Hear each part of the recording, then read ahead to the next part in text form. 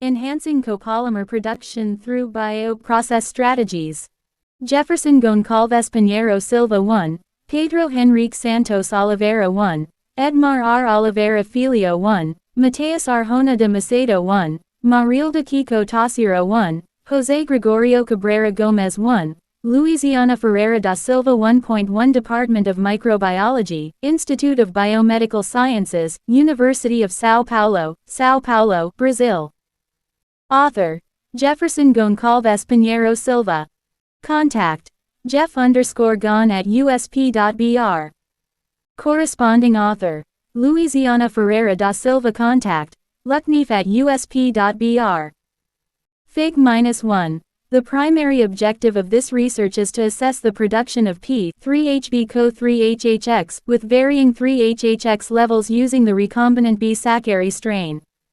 The first series of experiments involved a bioreactor test A02 conducted under nitrogen limitation to determine the rate of xylose consumption. Experiment B05, which adjusted the initial xylose concentration from 15 grams per liter to 10 grams per liter to minimize residual xylose. Experiment A06 aimed to optimize the xylose supply to achieve a 50% content relative to total biomass. Experiment A07 was focused on maintaining a consistent feed flow of xylose and hexanoate during the accumulation phase. Experiments A09, A10, and A11 succeeded in achieving approximately 60% PHA content relative to cell dry weight (CDW) with a xylose flow rate of 4.5 grams per liter. The engineered B sacchari strain exhibited the potential to produce P3HB-Co3HHX copolymers with high molar fractions of 3HHX, reaching approximately 40 moles%. The successful utilization of xylose as a cost-effective carbon source in the bioprocess was noteworthy. Abstract recent literature and patents have evidenced poly,3-hydroxybutyrate Co3-hydroxyhexanoate copolymers P3HB-Co3HHX as a new biomaterial for medical applications. A Burkholderia sacchari recombinant, harboring Aeromonas sp.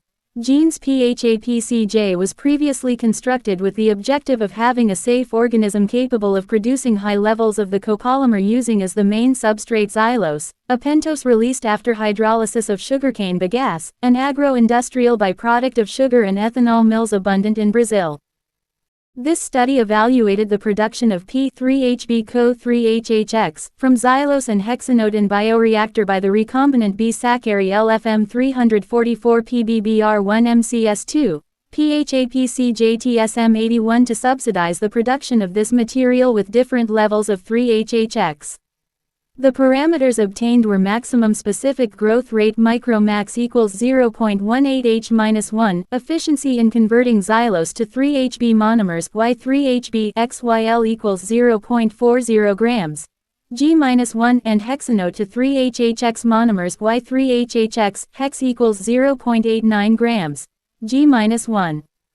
Conditions were applied to obtain predetermined values of 3HHX monomers in the copolymer at the end of the process. Cells were able to accumulate 7.34 grams L-1 of cell dry weight CDW as PHA total. The monomer 3HHX content in the copolymers ranged from 10 to 40 moles%. The molar fractions were obtained from continuous feed batch strategies. These data show the possibility of obtaining copolymers at the end of the bioprocess with high levels of monomer composition with a simple and low-cost strategy. Keywords: xylose, B sacchari LFM 344 PBBr1-MCS2, phaPCJ-TSM81.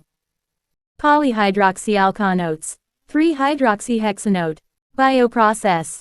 Introduction. In recent decades, due to the environmental impact caused by the use of non-biodegradable plastics of petrochemical origin, several alternatives have been studied to produce materials with similar properties but less harmful to the environment. One such alternative is the polyhydroxyalkanoates (PHA), which are a class of polymeric esters produced by a wide variety of bacterial and archaebacterial species. PHA accumulation by bacteria occurs in the form of cytoplasmic granules. To accumulate the biopolymer more significantly, in general, it is necessary that in the culture medium there is an excess of the carbon source and the simultaneous limitation of at least one nutrient essential to cell multiplication, such as nitrogen or phosphorus. Lafferty et al. 1988. Brandl et al. 1990. PHA are thermoplastic, biocompatible and thus can be used in surgical procedures without organ or tissue rejection, and in the production of controlled drug release capsules. Kasab et al. 1997, Chen et al. 2018. They are biodegraded by fungi and bacteria when discarded in the environment, releasing carbon dioxide and water as the only products in aerobic conditions. Steinbuchel, Valentin, 1995. In anaerobic conditions, they can be converted into volatile fatty acids and methane gas. Sato et al. 2016. An industrial and environmental advantage of PHA is that they can be produced from low-cost raw materials and from renewable sources such as carbohydrates, vegetable oils and even from agro-industrial byproducts. Silva et al. 2007, Fonseca et al. 2008, Gomez et al. 2012, Silva et al. 2020. About 30 to 50% of the PHA production costs come from the raw material. Choi and Lee, 1997, Nanato et al. 2001, Rossel et al. 2005. In this sense, using agro-industrial waste as the main carbon source for cell growth and biopolymer production tends to reduce costs of the process and make the bioproduct competitive in the market. One alternative carbon source under study is xylose obtained from sugarcane bagasse.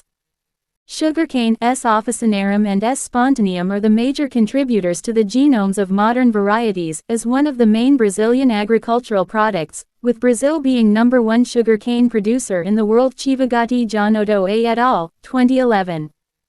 The Brazilian sugarcane industry is highly qualified for the cultivation of this crop, presenting an excellent cost benefit and excellent future perspective for production increase of sugarcane and thus, bagasse. The harvest in 2022 was around 598 million tons, which represents about 167 million tons of bagasse that can be used in other.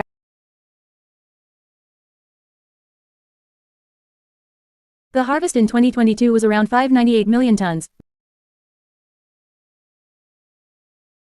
The harvest in 2022 was around 598 million tons, which represents about 167 million tons of bagasse that can be used in other activities. Kumar et al.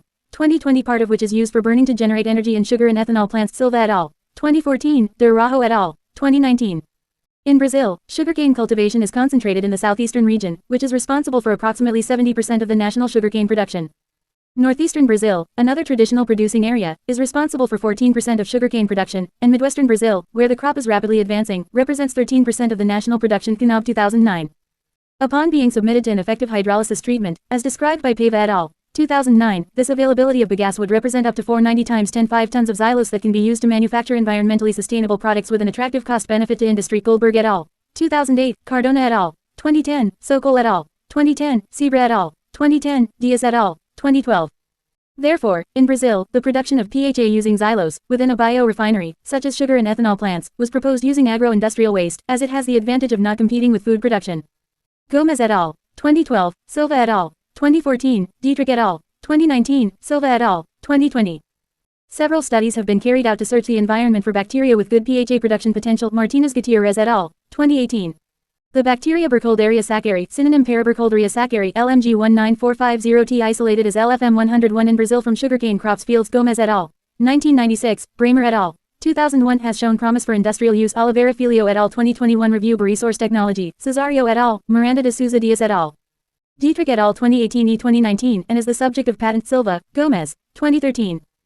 In a study that tested a number of bacteria capable of accumulating PHA, Burkholderia sacchari LFM 101 LMG 19450T, Bramer et al. 2001, Alexandrino et al. 2015 has been previously selected for industrial purposes due to its ability to produce poly-3-hydroxybutyrate P3HB from sucrose. Gomez et al. 1996, 1997 also catabolizing xylose, glucose, and arabinose. Bramer et al. 2001, Silva et al. 2004.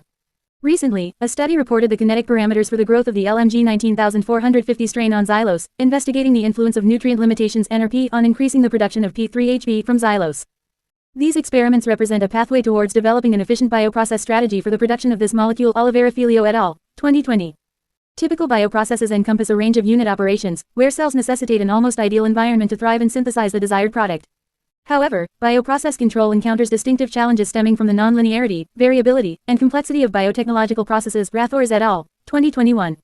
The bioprocess strategy adopted in this work was based on a fed batch strategy. Bioprocesses generally employ various microorganisms to convert raw materials into products of interest. In general, fermentation processes can be classified in batch, fed batch, semi-continuous processes and continuous. In a batch or fed batch process, a culture is inoculated into substrate-containing medium, and under suitable conditions, cell growth is conducted for a short period of time with or without power additional nutrients. The final products are harvested at the end of the cultivation period. In contrast, continuous cultivation allows substrates to be continuously fed into the fermenter vessels at a desirable and final rate. Products are picked continuously. Currently, most industrial fermentation technologies are based on batch-fed batch processes. In principle, continuous fermentation processes could be more cost-effective compared to batch-fed batch ones. However, continuous fermentation has weaknesses, such as lower concentration of final products, more complicated downstream processing, difficult process flow and long-term process sterility and maintenance. Typical bioprocesses encompass a range of unit operations, where cells necessitate an almost ideal environment to thrive and synthesize the desired product. However, bioprocess control encounters distinctive challenges stemming from the nonlinearity, variability, and complexity of biotechnological processes. Rathores et al., 2021. The bioprocess strategy adopted in this work was based on a fed batch strategy. Bioprocesses generally employ various microorganisms to convert raw materials into products of interest. In general, fermentation processes can be classified in batch, fed batch, semi-continuous processes and continuous.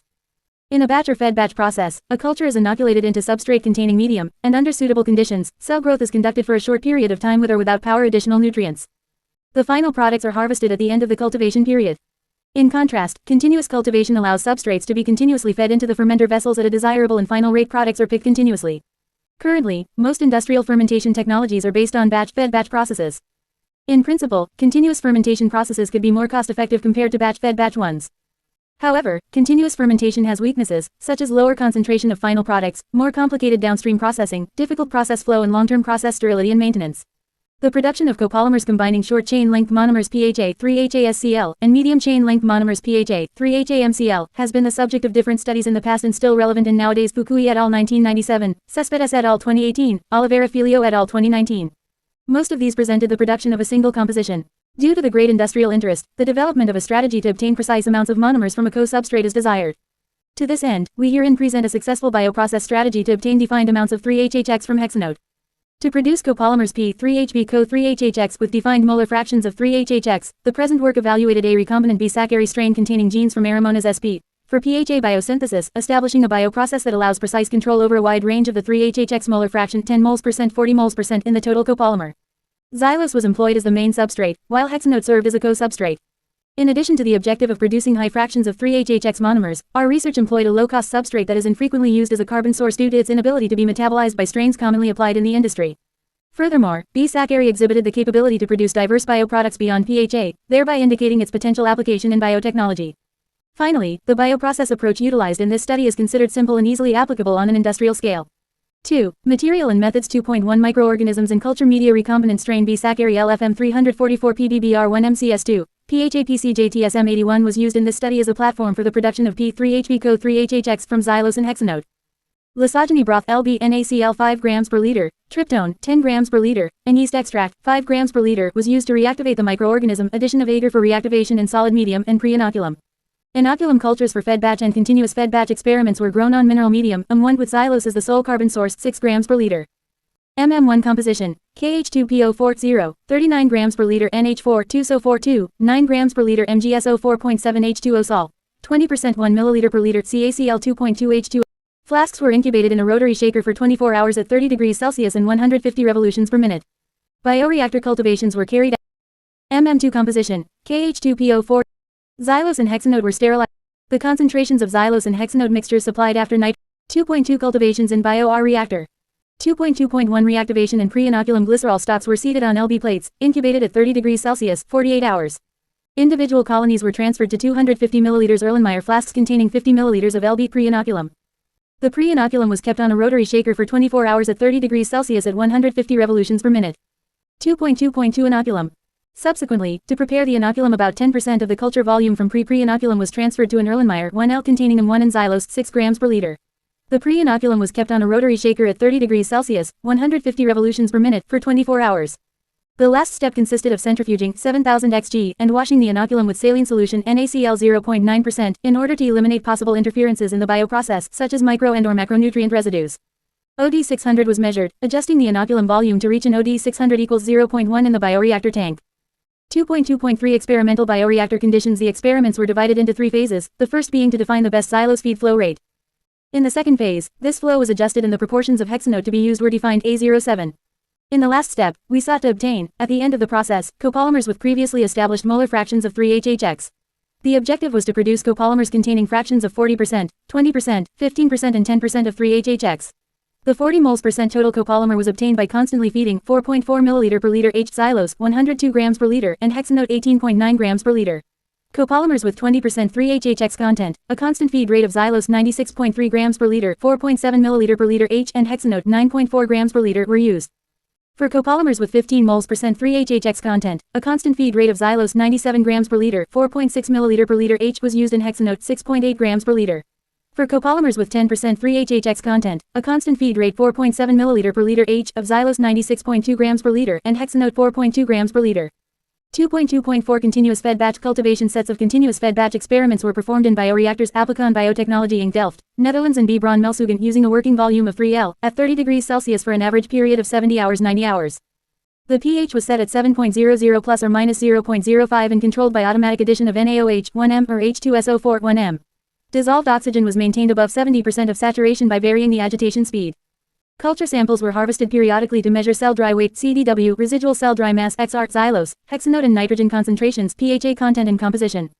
The tests were conducted to determine the specific rate of growth µmaxX, specific rate of xylose uptake µxyl, and specific production rate of 3HB or 3HB co-3HHX Q3HB and Q3HHX, as well as the conversion factors of xylose and hexanoate in 3HB and 3HHX monomers, respectively Y3HB XYL and Y3HHX hex as described by PIRT 1975. Additionally, for each gram of xylose per liter of residual reactor, as per the feed, the feeding flow rates were resized according to the amount consumed between measurement intervals. 2. 3 Analytical methods. 2.3.1 Biomass concentration. Approximately 10 milliliters of culture were collected for centrifugation at 10,600 xg, frozen and lyophilized. Dry biomass was measured on an Adventurer Analytical Balance O House, Parsippany, New Jersey, USA, and expressed as CDW, cell dry weight in grams per liter. 2.3.2 Xylose determination. The xylose concentration was determined by high-performance liquid chromatography HPLC. The collected samples were injected into an Ultimate 3000 HPLC Thermo Fisher Scientific Inc., Waltham, MA, USA, equipped with an Ammonex HPX87H Bio-Rad Laboratories Inc., Hercules, California, USA. The effective separation of the elements took place at 40 degrees Celsius with a solution of H2SO4 5M at a flow rate of 36 milliliters per hour. A standard curve was constructed using Xylose D+ solutions Merck KGaA, Darmstadt, Germany. A Shodex RI101 refractive index detector Shodex, Munich, Germany was used for peak analysis. 2.3.3 Hexanote determination. The hexanote concentration was measured by gas chromatography on an Agilent 789 helium 3.0 milliliters per injector and detector. Each the amount pH the care inject the L 3 results in discussion. 3.1 Summary of results obtained during the cultivation of B. sacchari LFM 344 PBBR1 MCS2 phaPCJ in bioreactor. The recombinant strain was chosen, among other constructed by Mendonca et al. 2017. For the bioreactor experiments, based on its ability to incorporate high fractions of 3HHX monomers into the copolymer structure during glucose and hexanote supply under the studied conditions. Bioreactor cultures were established to produce P3HB co-3HHX with varying molar fractions of 3HHX, dividing the tests of the second and third stages into batch and continuous fed batch approaches. The same strategy was applied to the cultures of the first stage, using batch and fed batch methods. In the batch step, all nutrients were supplied to promote exponential cell multiplication from a single concentration of xylose. In the second phase, cell multiplication was hindered by nutrient limitation, nitrogen, and PHA was produced from the supplied carbon sources. In both fed batch and continuous fed batch strategies, hexanote and xylose were fed simultaneously in different proportions in the feed solution, promoting the production of P3HB co-3HHX with a variable mole fraction of 3HHX. The strain B. sacchari BBR1 MCS2, phaPCJ-TSM81 has proven to be an excellent candidate for metabolic engineering to boost 3HHX fractions incorporation, as well as other strategies to optimize substrate consumption and product formation. Site references, including Mendonca e Oliveira Filho.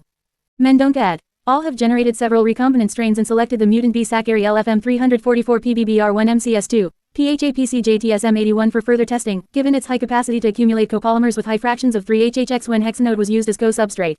On this work, preliminary bioreactor experiments were conducted to further characterize the mutant B. sacchari LFM 344 PBBR1 MCS2, phaPCJ-TSM81 when xylose was used as sole carbon source. Traditional fed batch and continuous fed batch cultivation strategies were investigated to optimize and control the composition of 3-HHX monomers using hexanoate as co-substrate.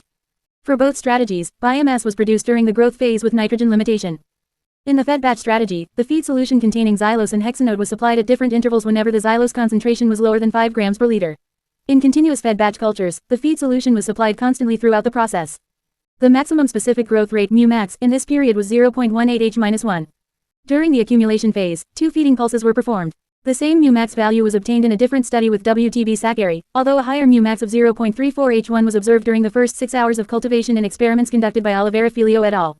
2020. In this study, the average accumulation of PHA was next to 57%. Mendonça et al. 2017. When evaluating this same recombinant with the supply of glucose as a carbon source and nitrogen limitation, a µmax of 0.20 H1 was obtained. Mendonça et al. 2017 obtained for this same cultivation strategy, from the supply of glucose as a carbon source, AY3HB Gly equal to 0.29 grams, G-1. Mendonça et al. 2017 observed a single profile of glucose conversion into monomers of 3HB throughout the entire culture. The values obtained from the supply of xylose demonstrate a high potential for this carbon source compared to the use of glucose and other carbon sources. The conversion factors Y3HB XYL throughout the conversion factors Y3HB XYL throughout the conversion factors Y3HB XYL throughout the cultivation 22H to 35H were equal to 0.29 grams, G-1 and equal to 0.18 grams, G-1 42H to 64H. Oliveira Filho et al. 2020 when performing cultures with strategies similar to those of this work with wild bee sacchari, 2 profiles of conversion of xylose into 3HB were also obtained. The conversion value verified in the first stage was equal to 0.38 grams, G-1, during 10H 24H-34H, and in the second the value was 0.28 grams, G-1, 24H-48H. The value obtained for the specific rate of consumption of xylose, from 24 hours to 32H phase 1 was equal to 0.24 H-1 and from 35H to 50H phase 2 the consumption rate was equal to 0.08 H1. With respect to the specific production rate of 3HB Q3HB, the bioreactor cultivation obtained Q3HB of 0.05 H1, 24H to 42H1 and Q3HB of 0.01 H-1, 46H to 64H. Q3HB obtained was 0.09 H-1, 24H to 34H-1 and Q3HB of 0.03 H-1, 34H to 49.5 H. Oliveira Filho et al. 2020. When considering this work and Oliveira Filho 2020 the total value obtained during the evaluated periods, we obtain a conversion value of 3.77 grams for recombinant and 3.80 grams 1 for wild type during the first phase and second 3.96 grams for recombinant and 3.92 grams for wild type. Regarding the Q3HB the value for the recombinant and wild strain is equal to 0.9 H-1 in the first phase. These values between recombinant and wild type strains indicate that xylose metabolization occurs in an equivalent manner consumption and conversion rate although the recombinant strain does this process slowly. This process may be occurring more slowly in the recombinant due to the displacement of cellular machinery to other metabolic pathways. This hypothesis had already been raised by Mendonça et al. 2017 proposing the deletion of the FADB gene involved in the beta oxidation of fatty acids. However, this culture didn't provide fatty acids and in theory this pathway should be activated in its presence. Another important fact is that the wild strain also has beta oxidation, however, it has a better performance in cultures with xylose, which may point to the displacement of this carbon source beyond beta oxidation due to the presence of genes B, C and J. Oliveira Filho et al. 2022 constructed bee sacchari recombinants with xylose consumption genes.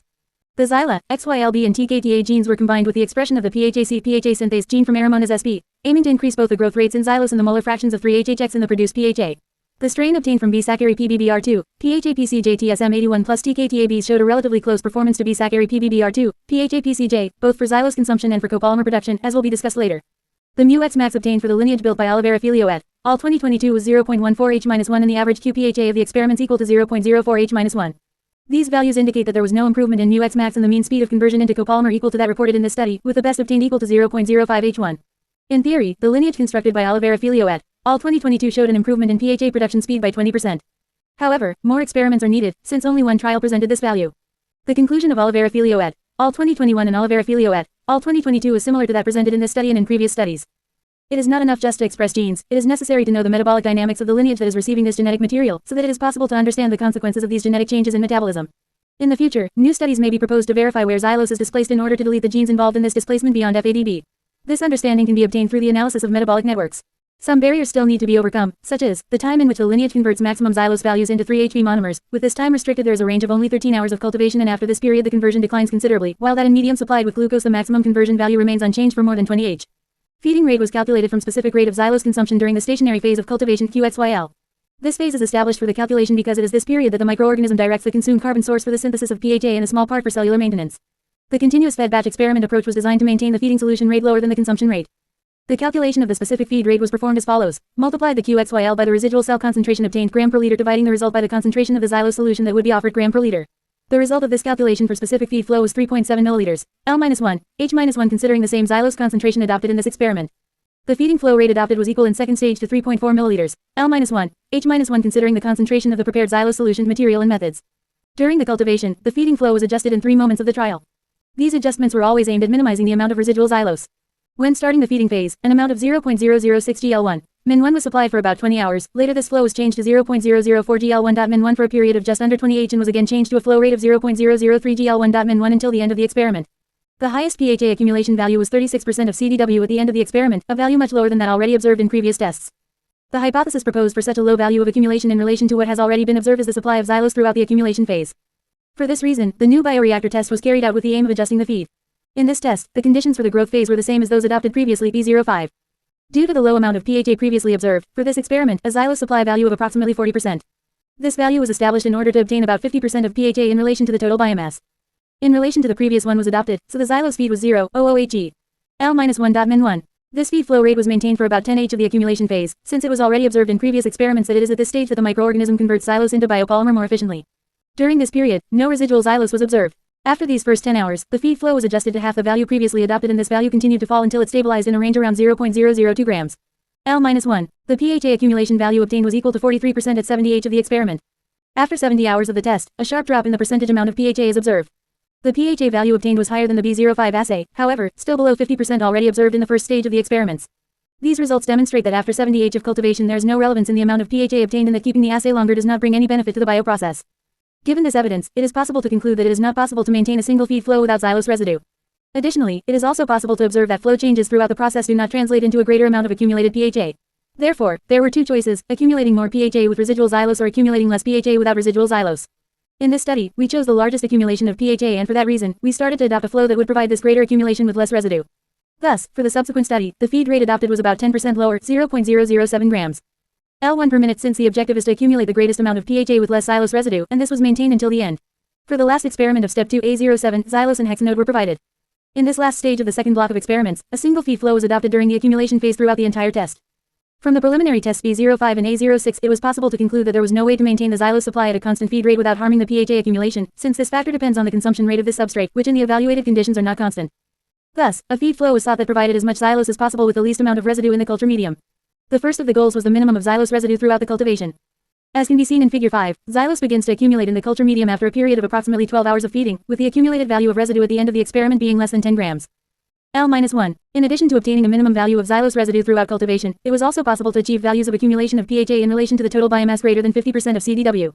Another interesting observation obtained from these results is that after 50 hours of cultivation, under these conditions, the incremental accumulation of PHA is minimal. The proportions of xylose and hexanoate offered to the cultivation were 7:1. That is, 0.007 grams. L1 per minute and hexanoate 0.001 grams. L1 per minute. The obtained mole content of 3HHX in the polymer during the continuous feeding period 27H to 79H was 39%. The values obtained in this block of experiments demonstrate the great potential of B-sacchari LFM 344 PBBR1 MCS2, phaPCJ TSM81 in producing copolymers containing high fractions of 3HHX.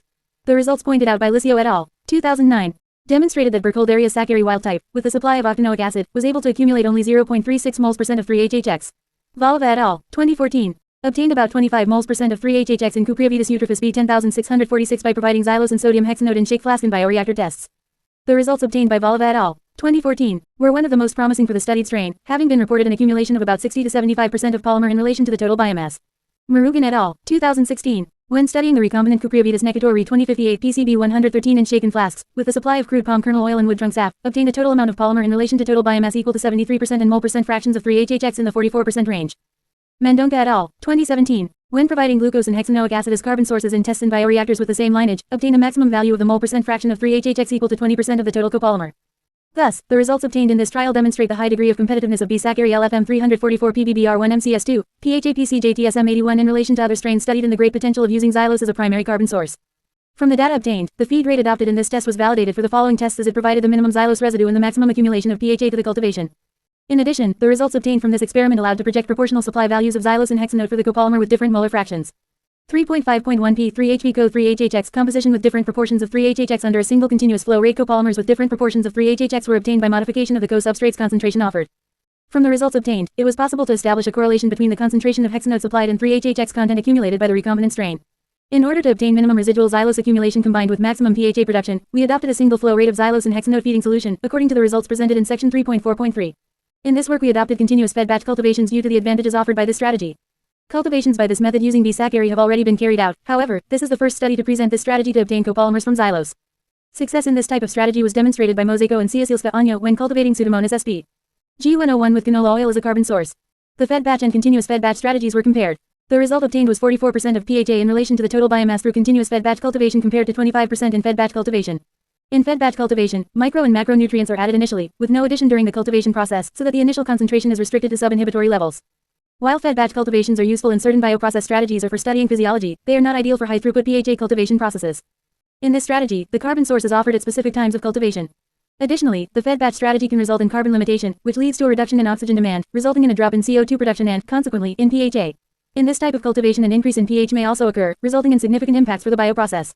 The XR values obtained in experiments A09 figure 6, A10 figure 7 and A11 figure 8 around 4.5 grams. L1 was equivalent. Also, pHA accumulated corresponded to 60% of CDW. Similar values were obtained by Mendonca and co-authors 2017 from glucose and hexanoate to the same lineage. Zhang et al. 2019. When evaluating Ralstonia eutropha recombinants capable of synthesizing 75% of CDW as P3HVCO3HHX when supplied with glucose, fructose and glycerol. Although a high amount of pHA was obtained, these substrate mixes are expensive when compared just to the xylose supply.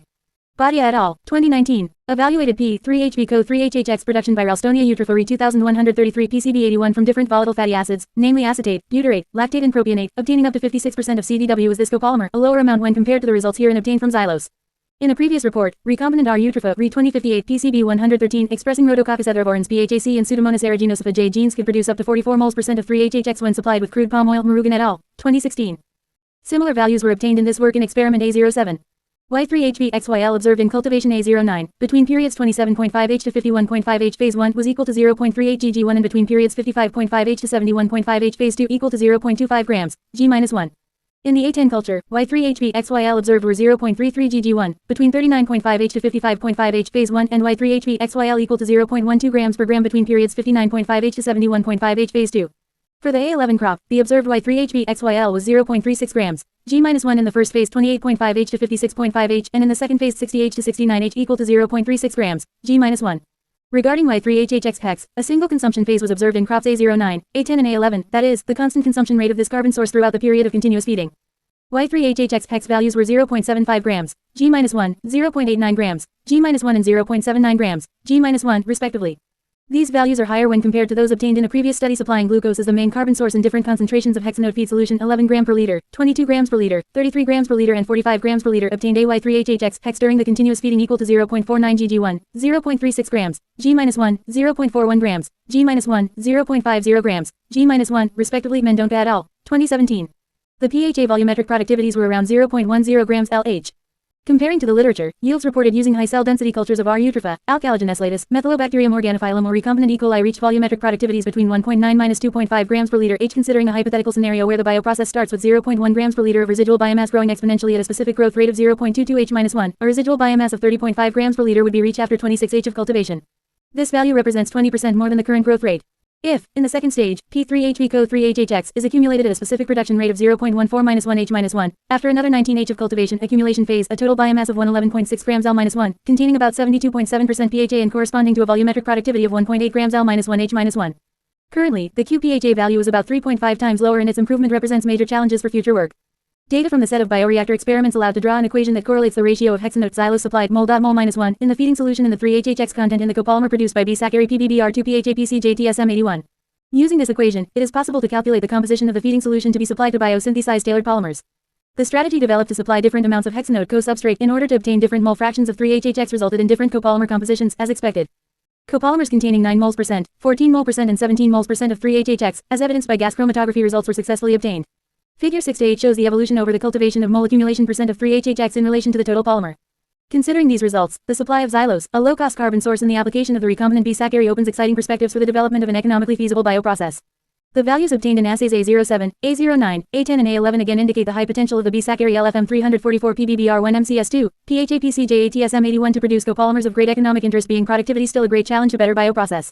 Considering that xylose is the limiting agent, the conversion factor to be considered for this bioprocess is around 38%. In other words, for every 1,000 kilograms of consumed source, 380 are converted into polymer. A xylose consumption rate X graph was estimated for 1 ton of carbon source and an estimated 5 grams per liter of cells per liter, resulting in 16,722 L of medium required for the consumption of this amount of carbon source in 1 hour. For productivity, a rate of 1 gram per liter of 3HB3HHX per minute was considered, resulting in a time of 53 minutes to obtain this quantity.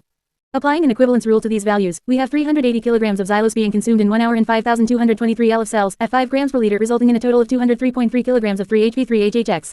4. Conclusion. The synthesis of the copolymer P3HBCO3HHX, a polymer of biotechnological interest, produced by the recombinant strain B sacchari LFM 344 PBBR1 MCS2, phaPCJ reached high values of molar fractions of 3HHX, about 40 moles % of 3HHX.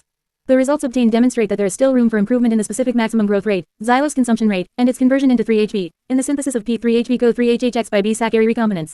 Additionally, we demonstrate the ability to synthesize copolymers from a carbon source little explored in the biotechnology industry and from low-cost bioprocess strategies. 5. Author contribution.